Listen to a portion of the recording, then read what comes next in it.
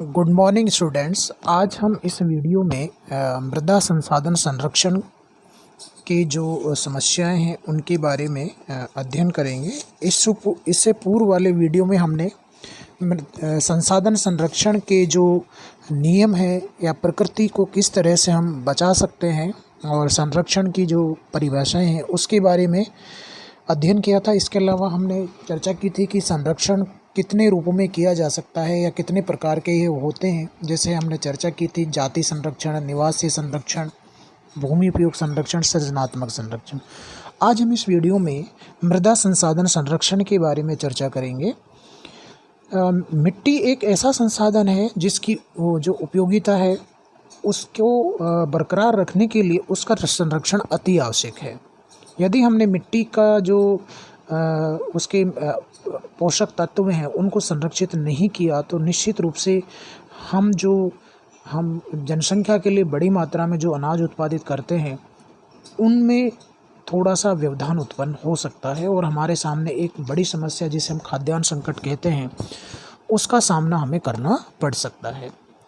मृदा जो संरक्षण का जो लक्ष्य है वो है मृदा को अपरदित होने से रोकना, यानी कि मृदा की जो ऊपरी परत है जिसमें पोषक तत्व पाए जाते हैं उसको नष्ट होने से बचाना है।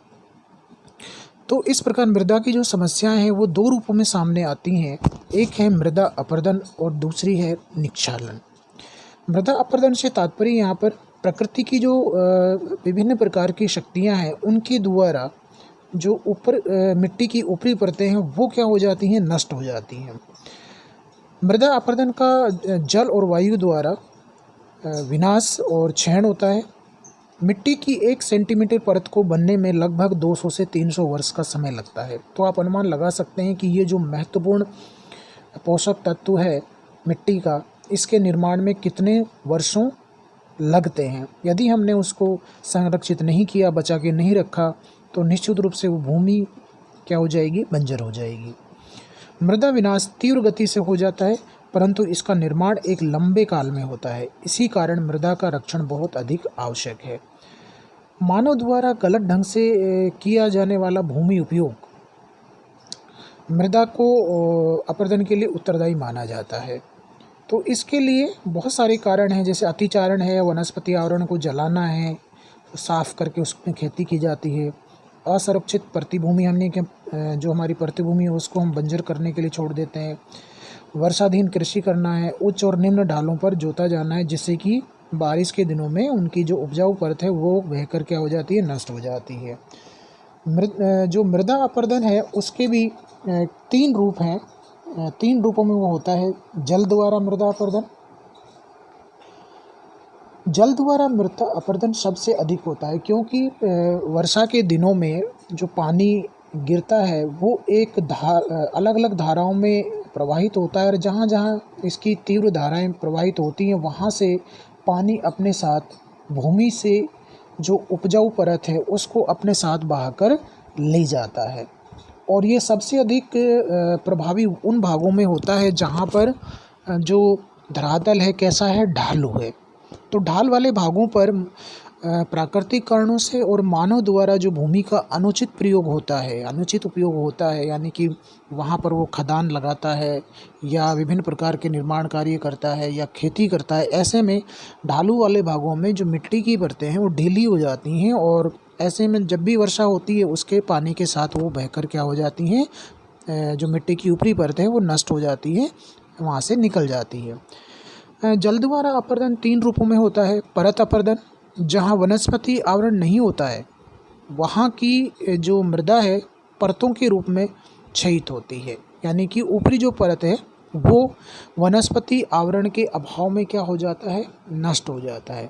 तो इस प्रकार की जो घटनाएं हैं, यानी कि परत अपरदन की जो घटना है वो मुख्य रूप से जो ढलवा भाग है उनमें अधिक होता है। दूसरा है क्षुद्र सरिता अपरदन। इस प्रकार का जो अपरदन है वो उन क्षेत्रों में होता है जहाँ पर बर्फ़ जमती है और गर्मियों के दिनों में वो बर्फ़ पिघल जाती है। तो ऐसे में वहाँ पर छोटी छोटी अविरल धाराएं बहने लगती हैं और वो उस भूमि को क्या करती हैं, एक तरह से अनेक जो नालियाँ हैं उसमें क्या कर देती है, परिवर्तित कर देती है। तो जो प्रतिवर्ष है लाखों टन जो मृदा है बर्फ़ के पिघलने और वर्षा के बाद खेतों में बहा दी जाती है। इस मृदा में बहुत से जीव जनित और तत्व जो पोषक तत्व कहलाते हैं, नाइट्रोजन, फॉस्फोरस, पोटेशियम आदि होते हैं, वो बहकर क्या होते हैं, चले जाते हैं। तो आप इस बात को समझ रहे होंगे कि किस तरह से जो हमारी मिट्टी है उसके जो पोषक तत्व है वो किन किन कारणों से, ये ज़रूरी नहीं है सभी भागों में समान रूप से हो, ये केवल स्थान विशेष के लिए लागू होता है। परत अपरदन भी स्थान विशेष पर लागू होता है और क्षुद्र सरिता अपरदन भी स्थान विशेष पर क्या होता है, लागू होता है। इसके अलावा अवनालिका अपरदन, अवनालिका अपरदन भी उन्हीं क्षेत्रों में अधिक होता है जहाँ पर जो कठोर और जो मृदु जो चट्टानें हैं वो पाई जाती हैं। तो ऐसे में वहाँ वर्षा के दिनों में पानी अपना रास्ता बनाते हुए कठोर जो भूभाग हैं उनको कम काटता है और जो आपके मृदु भूभाग हैं उनको क्या करता है, अधिक काटता है। तो इस प्रकार अवनालिका अपरदन उन क्षेत्रों में अधिक होता है। जैसे हम बात करें तो राजस्थान में चंबल, बीहड़ जो है वहाँ पर अवनालिका अपरदन सबसे अधिक होता है, जहाँ पर छोटी छोटी जो जलधाराएं वो धरातल को गहरा क्या करती हैं, काट देती हैं। चित्र में आपको 3 तरह के जो अपरदन है उनके बारे में दिखाया गया है। ए जो चित्र है नॉर्मल सॉइल को दिखाता है, बी जो है सीट ओरिजिन यानी कि परत अपरदन को दिखाता है कि किस तरह से पूरी की पूरी परत वहाँ से उखड़ जाती है। सी में आपको रिल एरोजन यानी कि जो क्षुद्र सरिता अपरदन है, किस तरह से जो जलधाराएं हैं वो गहरा मिट्टी को काटती हैं, धरातल को काटती हैं और वहाँ से उन पोषक तत्वों को बहाकर क्या करती हैं, ले जाती हैं।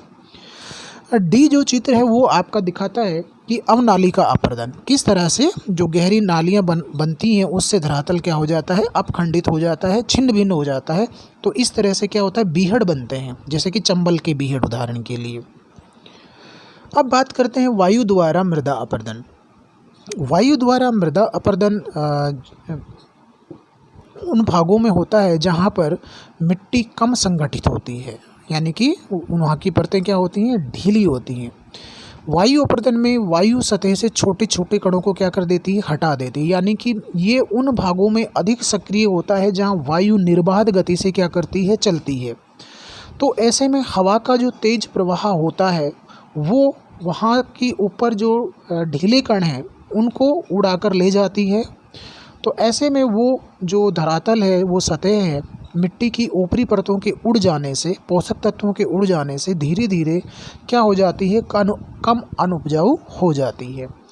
इसके अलावा हवा के साथ जो कण उड़ते हैं वो भी क्या करते हैं, अपरदन करते हैं, यानी कि कण जब सतह से टकराते हैं तो कणों को क्या करते हैं, घिसते हैं। जिस तरह से हम रेगमाल के द्वारा किसी धातु को घिसते हैं तो वो क्या हो जाती है, घिसने लगती है और वहाँ से वो उस सतह से वो पदार्थ क्या होता है, अलग होने लगता है। ठीक उसी प्रकार वायु के साथ उड़ने वाले जो कण होते हैं, बारीक कण होते हैं, वो सतह से जब टकराते हैं तो रेगमाल की भांति क्या करते हैं, अपना काम करते हैं। वायु अपरदन में छोटे छोटे कण होते हैं जो धरातल से मिट्टी की उपजाऊ परत को हटा देते हैं। वायु तेजी के साथ बहती है तो ये कण केवल क्षेत्र की जो सतह पर है वहीं नहीं लुढ़कते हैं, बल्कि वायुमंडल में भी 3-4 जो मीटर है उसकी ऊंचाई तक क्या करते हैं, उड़ते हैं, जैसे कि मैंने पहले भी आपको कहा है। तो ऐसे में इनके मार्ग में पड़ने वाली जो भी चीज़ें आती हैं उन पर भी ये क्या करते हैं, घर्षण का प्रभाव डालते हैं और उनको क्या करते हैं, घिसते हैं। और ये जो कण होते हैं बड़े खतरनाक होते हैं, विनाशकारी होते हैं।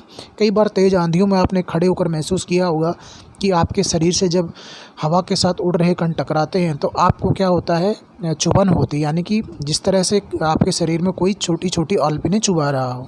तो वो सब क्या है, वो जो कण आपसे टकराते हैं, शरीर से टकराते हैं, तो वो आपको क्या करते हैं, एक तरह से स्किन को घिसने का काम करते हैं। तो ठीक इसी तरह धरातल पर जो ठोस धरातल है उस पर भी ये कण रेगमाल की भांति धरातल को घिसने का कार्य करते हैं।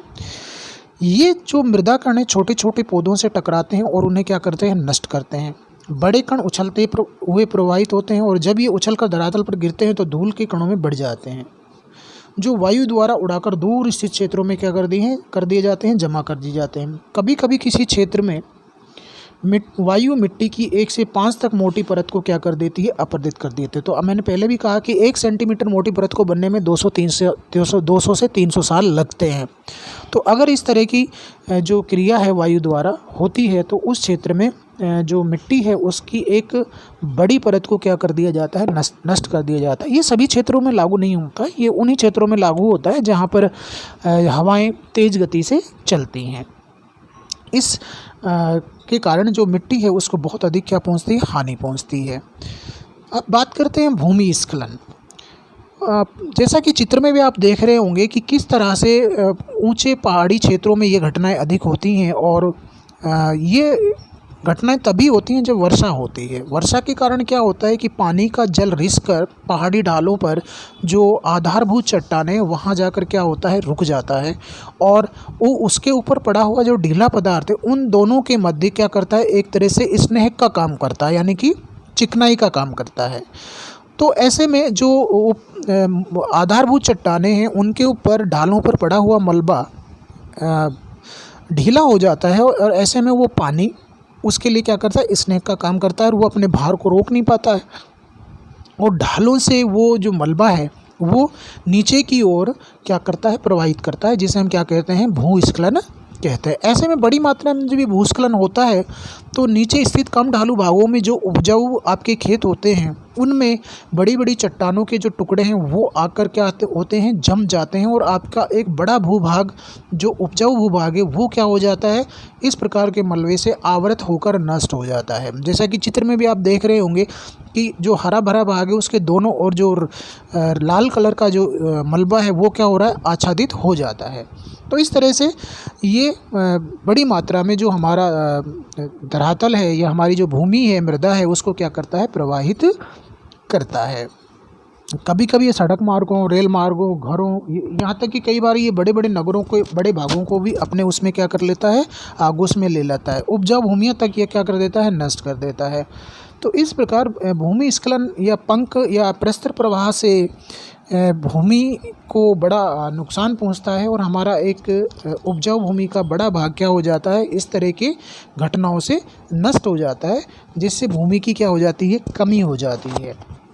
इस प्रकार की घटनाएं जो आल्प्स पर्वतीय क्षेत्र है वहाँ पर, और पूर्व सोवियत संघ का जो काकेशस क्षेत्र था वहाँ पर, और मध्य एशिया में जिसे हम हिमालय के आसपास उसकी जो पर्वत श्रृंखलाएं हैं उन क्षेत्रों में अधिक देखने को मिलता है, जहाँ पर पंख या और प्रस्तर प्रवाह के कारण, ये मानवीय भी हो सकता है और प्राकृतिक के कारण भी हो सकता है, एक बड़ा भूभाग भूमि का क्या हो जाता है, नष्ट हो जाता है। अब बात करते हैं निक्षालन की। निक्षालन की जो प्रक्रिया है वो मुख्य रूप से उन क्षेत्रों में होती है जहाँ वर्षा अधिक होती है। पानी अधिक गिरने के कारण क्या होता है, मिट्टी के जो घुलनशील लवण हैं वो पानी के साथ क्या करते हैं, घुल जाते हैं, और धीरे धीरे करके जो मिट्टी में घुले हुए जो पानी में जो घुले हुए लवण हैं वो मिट्टी की ऊपरी परत से पानी जब नीचे बैठता है तो नीचे की परतों में जाकर क्या हो जाते हैं, इकट्ठा हो जाते हैं। तो इस तरह से ऊपरी परतों से पानी में घुलकर जो विभिन्न प्रकार के खनिज और लवण हैं वो रिस कर कहाँ चले जाते हैं, ज़मीन के नीचे चले जाते हैं। तो ऐसे में जो ऊपर की जो परतें हैं वो क्या हो जाती हैं, अनउपजाऊ हो जाती हैं, जिसे आप कहते हैं बंजर भूमि कहते हैं, या यूँ कहें कि खारी भूमि कह सकते हैं। तो ऐसे में वो भूमि उपजाऊ नहीं रह जाती है और वहाँ पर किसी भी प्रकार की फसलें नहीं की जा सकती। मृदा में से घुलनशील लवणों का निष्कासन जो विशेष रूप से आर्द्र जलवायु क्षेत्रों में मृदा की ऊपरी परत से नीचे की परतों में मृदा जल के अंतःस्राव द्वारा होता है, निक्षालन प्रक्रिया कहलाती है।